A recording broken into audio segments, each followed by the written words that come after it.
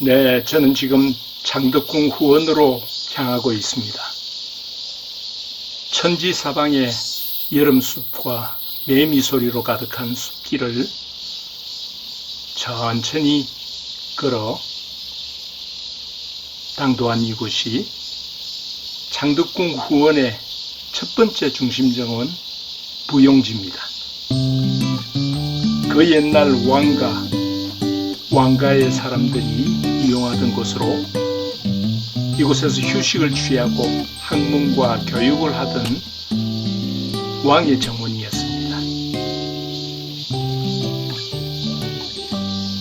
300평 넓이의 사각형 연못, 이 부용지를 중심으로 여러 건물이 보입니다.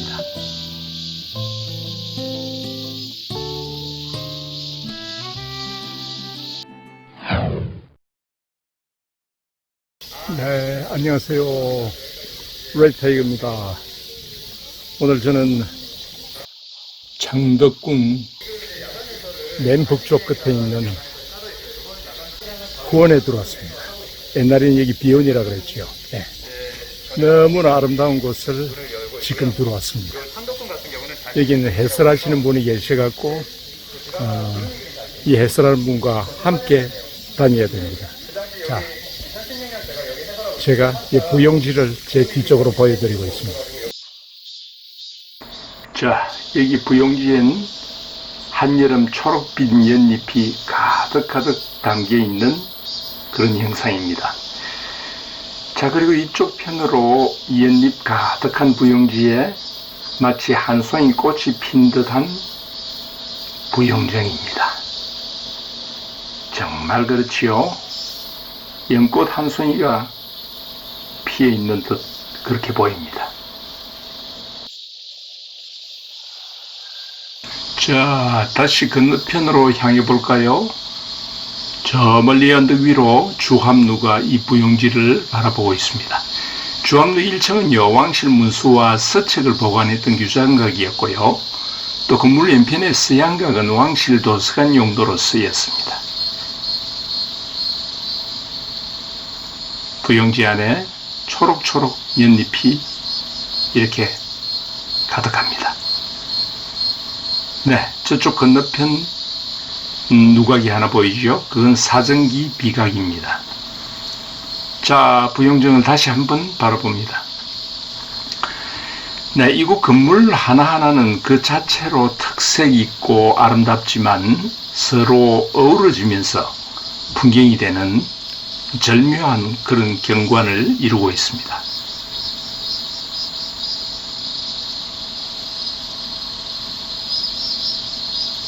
예, 오른쪽 편의 건물은 여러 행사가 치러지던 영화당입니다. 자, 부용정으로 좀 더 가까이 있어 한번 볼까요? 네, 부용정이라는 현판이 걸려 있습니다. 정면 5칸, 측면 4칸, 배면 3칸으로 되어 있는 열십자 모양의 정자입니다. 배면 한 칸은 연못에 석주를 세워서 수중누각이 되게 하였습니다. 네, 참고로 부용정에서의 제일 멋진 경치는요, 부용정 실내에 앉아서 반대편 주합루 방향으로 문을 열고 부용지와 함께 주합루 쪽을 바라보는 것이라 했습니다.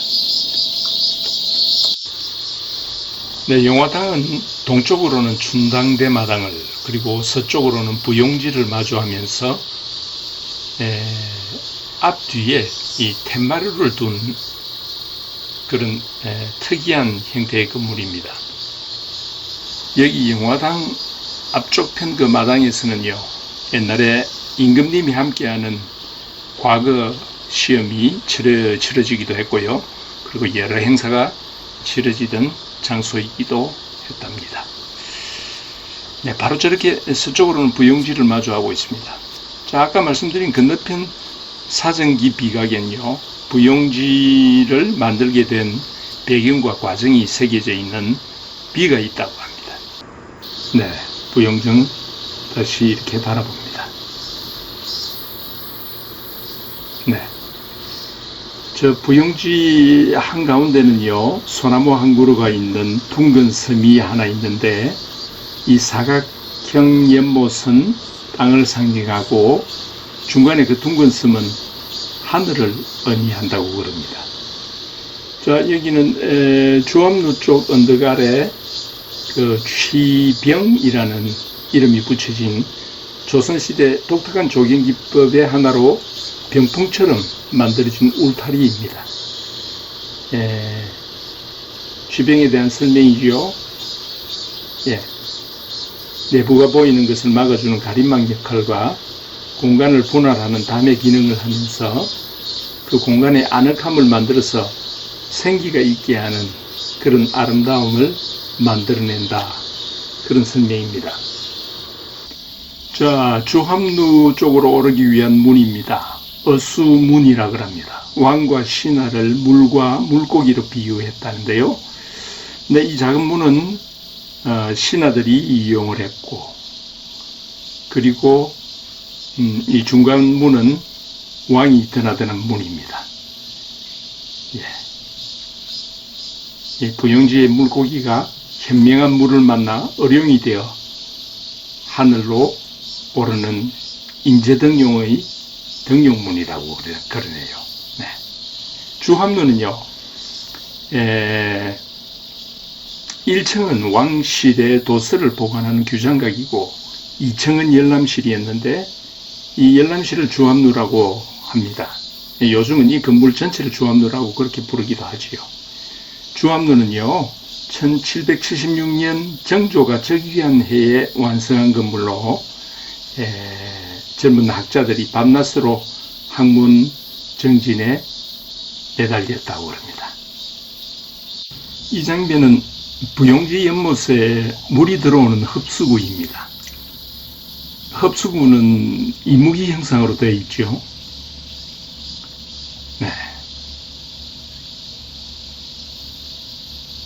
저 위쪽 북악산 줄기에서부터 흘러온 맑은 물이 끊임없이 부용지에 물을 공급하고 있는 장면입니다.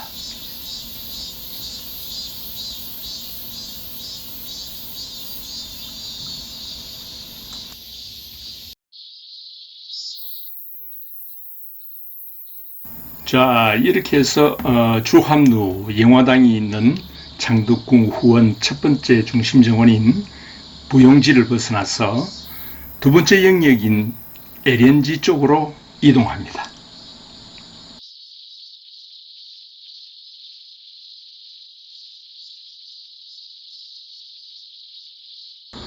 자, 건마문이라는 현판이 보이시죠?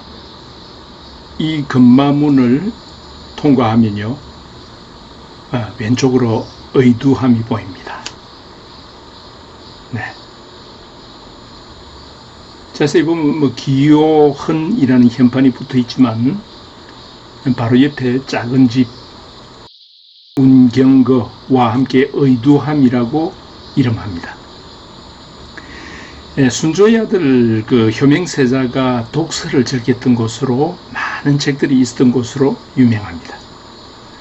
우리는 흔히 조선 후기 르네상스를 이끌어 나간 분으로 효명세자의 할아버지 정조대왕을 말합니다.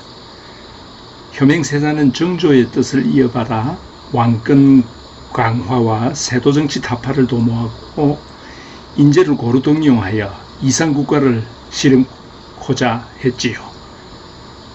순조의 장남 효명세자는 아주 총명하고 인품이 훌륭해서 19세부터 대리청정을 펼치면서 뛰어난 군주로서의 역량을 보였지만 안타깝게도 22세의 젊은 나이에 절명합니다.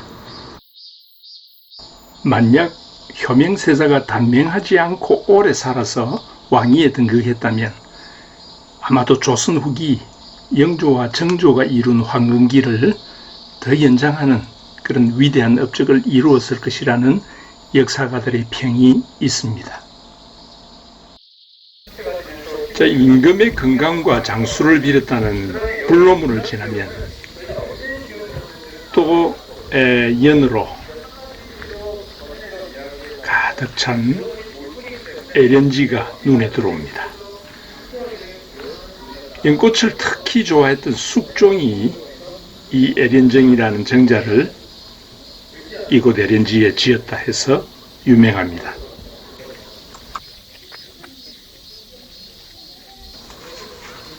연꽃이 언제 피죠?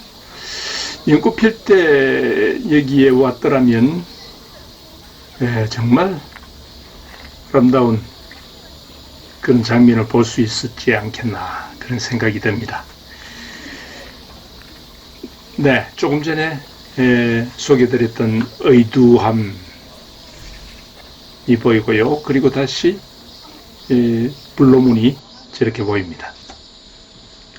네, 주위의 그 숲과 함께 정말 그 한 폭의 그림처럼 아름다운 모습입니다.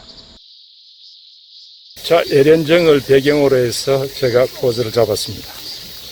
네, 한 마리 새가 살포시 내려와 앉은 그런 느낌이죠. 너무나 아름답습니다. 네, 에렌정입니다. 네. 자, 에렌지를 지나서 다시 또 더 북쪽으로 안쪽으로 또 이동을 합니다. 네. 주위에 녹음이 너무나 아름답게 어우러져 있습니다. 너무 이쁩니다. 네. 자, 제 옷 붉은색하고도 잘 어울리죠? 네. 지금 무지무지하게 덥습니다만은 주위의 풍경이 그 더위를 죄다 식혀주는 그런 기분입니다. 네. 여기는 창덕궁 후원에 지금 들어와 있습니다. 네. 섭외 써야 될 나무들이 많습니다. 뽕나무도 아까 섭외 써야 될 뽕나무도 있죠. 그 다음에 지금 공간 안에 정말 아름답습니다. 네. 굉장히 나이가 많습니다. 깜짝 놀랄 정도로 아름다운 곳입니다. 네. 지금 있는 그대로의 자연과 그리고 사람이 지은 누각들, 병풍 누각, 그리고 팔각 누각, 여러 형태의 누각이 자리하고 있습니다. 네.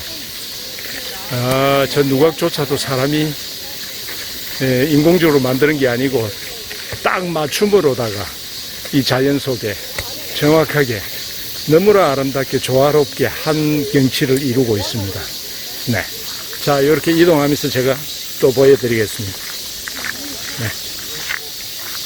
저 뒤쪽으로도 또 누각이 또 하나 보이죠? 네. 저 위쪽으로. 그냥 들이대는 곳마다 그냥 경치입니다. 자, 이 연지 주위로 여러 건물들이 보이죠? 네, 이것은 관람정이라고 부릅니다. 네, 여기는 존덕정과 편우사가 있는 곳입니다. 네, 이 부근 후원 안에서 가장 늦게 지금의 모습을 갖춘 곳이라고 그러네요. 네. 자, 한가로운 걸음으로 연지를 따라서 거닐다 보니까 저기 존덕정이 보입니다.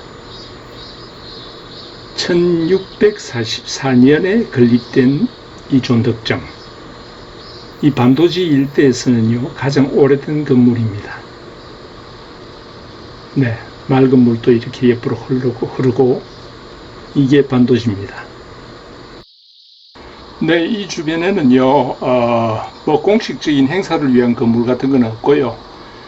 국왕이 개인적으로 사색을 즐기거나 잠시 쉴 수 있는 그런 공간이라고 볼 수가 있습니다. 자, 존덕정에서 관람정을 내려다보았습니다. 그리고 이것은 편우사라는 건물입니다. 편우라는 뜻은 어리석음을 고치다 라는 뜻입니다. 네, 다시 존덕정 내부의 모습입니다. 저 벽 쪽으로 현판이 하나 걸려 있죠. 정조가 직접 지은 글이 저기 새겨져 있답니다. 천장 중앙에는 쌍용이 여의주를 희롱하는 그림이 보입니다. 자, 맑은 물이 쉴 새 없이 이렇게 흐르고, 여기가 반도지입니다. 반도지 옆에 자리 잡은 존덕정. 이 일대에서는 가장 오래된 건물이라고 합니다. 자, 연지에 있는 관람정 옆쪽으로 보이죠? 너무 아름답습니다. 자, 존덕정에 사람들이 앉아서 쉬고 있네요. 워낙 날씨가 더워 부채질에 여념이 없습니다. 자, 편우사를 다시 봅니다. 자, 일자형 건물로 맞배 지붕을 하고 있지요. 예, 효명세자가 자주 머물던 곳이었다고 그렇게 얘기합니다. 공예창 관심 있으신 분들은 그때 오시면 될 것 같고요. 저희가 이제 마지막 장소인 연경당으로 저 오르막길로 올라가겠습니다. 자, 연경당 쪽으로 가기 전에 성제정을 잠시 둘러봤습니다. 성제정은 경복궁의 향원정과 비슷한 분위기를 내고 있는 구한말 양식의 건물입니다. 자, 오늘 일정의 마지막으로 창덕궁 후원에 있는 연경당을 향합니다. 네, 궁궐 속에 존재하는 사대부집 형태의 연경당입니다. 효명세자가 부친인 순조를 위해 지었다고 하네요. 연경당이라는 이름은 순조에게 존호를 올리는 경사에서 나왔다고 합니다. 연경당은 여기 집들 전체를 지칭하기도 하지만은 사랑채의 당호입니다. 이 선향제는 본체 오른쪽에 위치하고 있고 서재로 사용되던 건물입니다.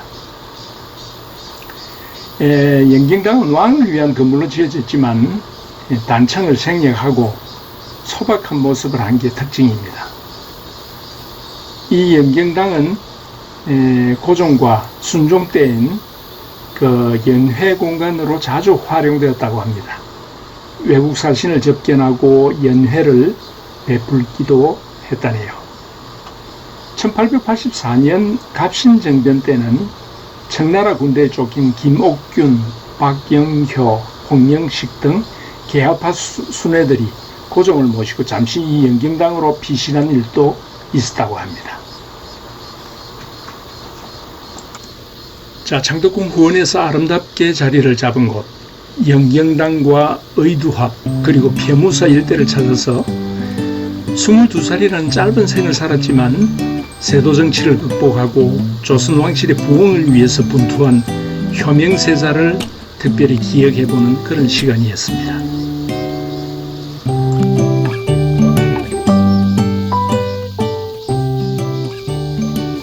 자, 지금까지 창덕궁 후원을 소개해드렸습니다.